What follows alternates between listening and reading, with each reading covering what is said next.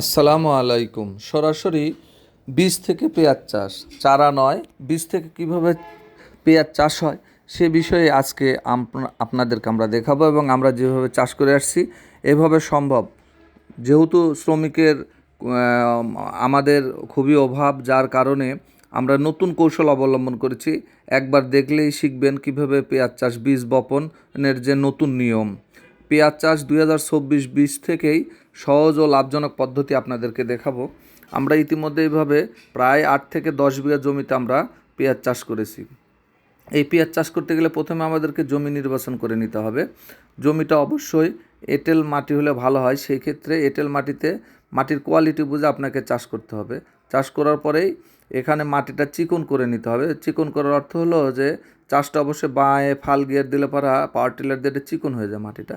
চিকন হয়ে যাওয়ার পর মাটিতে পর্যাপ্ত পরিমাণে আপনার গোবর, জৈব সার এবং রাসায়নিক সার, অনুখাদ্য, জিঙ্ক, সিলেটেড জিঙ্ক, বোরন, ম্যাগনেসিয়াম সব কিছু অনুখাদ্য বোরন সহ দিয়ে দিতে হবে। দেওয়ার পর আলহামদুলিল্লাহ জমিতে আমরা তো সচরাচর পেঁয়াজের জমিতে আমরা আল লাগাই, সেখানে আল না লাগিয়ে আমরা এখানে লক্ষ্য করে দেখুন যে আমরা বীজ ছিটিয়ে দিছি, সরাসরি বীজ তোলার করি নাই, সরাসরি বীজ ছিটানোর পর গোটা জমিতে সুন্দর আলহামদুলিল্লাহ গাছ হয়ে গেছে। এই গাছ হয়ে যাওয়ার পরে এখানে যখন দেখা যাচ্ছে গাছগুলো 4 থেকে 5 ইঞ্চি বা 6 ইঞ্চি হয়ে যাওয়ার পর এখানে মাটির পরিবেশ বুঝে এখানে সেচের প্রয়োজন হতে পারে। সেই ক্ষেত্রে আমরা সেচটা দিয়ে নিই।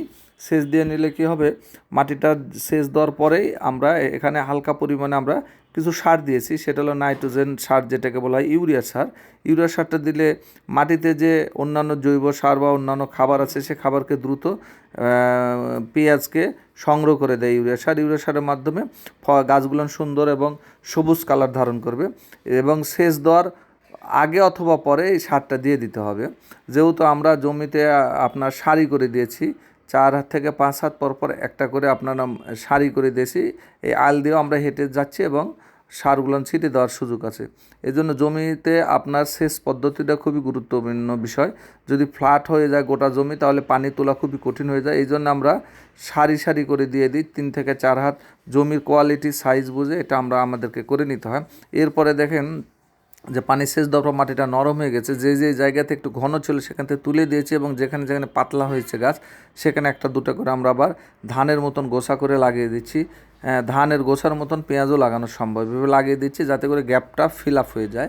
আর এখানে ছিটানো আছে কিন্তু গোটা জমিতে আপনার পেঁয়াজের বীজ ছিটিয়ে দিয়েছে এবং এই গাছে বিশেষ করে ফুল কাটা কম হয়। লক্ষ্য করে দেখুন যে পেঁয়াজের একটা ফুলকা হয়, ফুল বাড়ায়, যেটাকে কদম বা বীজ ধারণ করা হয়। ছিটানো যে পেঁয়াজ বীজ থেকে যে পেঁয়াজের গাছ হয় এই গাছে আপনার ইয়েটা কম হয়, ফুল কম হয়। তারপর আমাদেরকে ভেঙে দিতে হবে, আর আল পেঁয়াজে বেশি পরিমাণ ফুল আসে।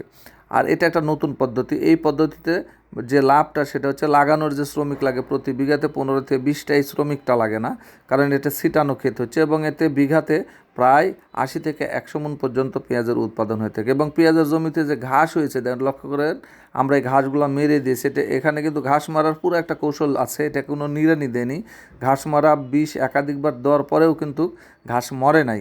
তাই আমরা এখানে পটাশ সার বিঘা প্রতি প্রায় 50 কেজি মতন পটাশ সার, এটা আপনার প্যানিডা নামে একটা ঔষধ আছে, এটার সাথে মিক্সার করে গোটা জমিতে আমরা ছিটিয়ে দিচ্ছি। অবশ্যই স্মরণ থাকতে হবে যে সেই সময়টা যেন নিচে যেন থাকে, ভিজা ভাব থাকে এই ঘাসটা।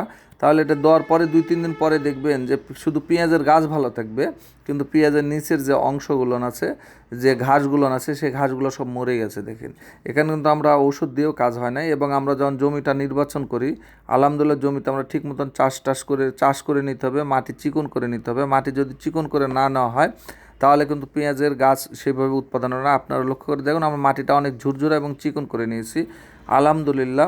এই পদ্ধতিতে যদি আমরা পেঁয়াজের চাষ করে থাকি তাহলে সহজেই যে কোনো জায়গাতে চাষ করা সম্ভব, কারণ পেঁয়াজ লাগানোর যে একটা আলাদা একটা এক্সপিরিয়েন্স বা অভিজ্ঞতা সম্পন্ন লোক সব জায়গাতেই শ্রমিকগুলো পাওয়া যায় না, যার কারণে সবাই ইচ্ছা থাকলেও এই চাষ করতে পারেন না। এই পদ্ধতিতে আপনারা সবাই পেঁয়াজের চাষ করা সম্ভব। এইভাবে আমাদের অর্থনীতিতে একটা বড় অবদান রাখা সম্ভব এবং নিজেও স্বাবলম্বী হওয়া সম্ভব। আমরা যেভাবে কাজ করে থাকি আমাদের প্রত্যেকটি কাজে আমরা প্রতিনিয়ত আপনাদেরকে তুলে ধরি আমাদের কাজের মাধ্যমে, যাতে করে আপনারা এখান থেকে উপকৃত হন। এবং আমাদের এই চ্যানেলটি আপনারা লাইক এবং সাবস্ক্রাইব করে পরবর্তীতে আমরা আরও যে আমাদের কাজের যে ভিডিওগুলো দিয়ে থাকি সেটাও আপনারা পেয়ে যাবেন। এই জন্য আপনারা আমাদের চ্যানেলটি লাইক এবং সাবস্ক্রাইব করে আমাদের সাথে থাকুন। এগুলো আমাদের ফুল কাছে, এই ফুলগুলো ভেঙে নিয়ে এসেছি। আলহামদুলিল্লাহ, সবার সুস্বাস্থ্য দীর্ঘায়ু কামনা করি। আপনারা আমাদের জন্য দোয়া করবেন, আমরা আপনাদের জন্য দোয়া করি এবং সেই সাথে আমাদের সাথেই থাকুন।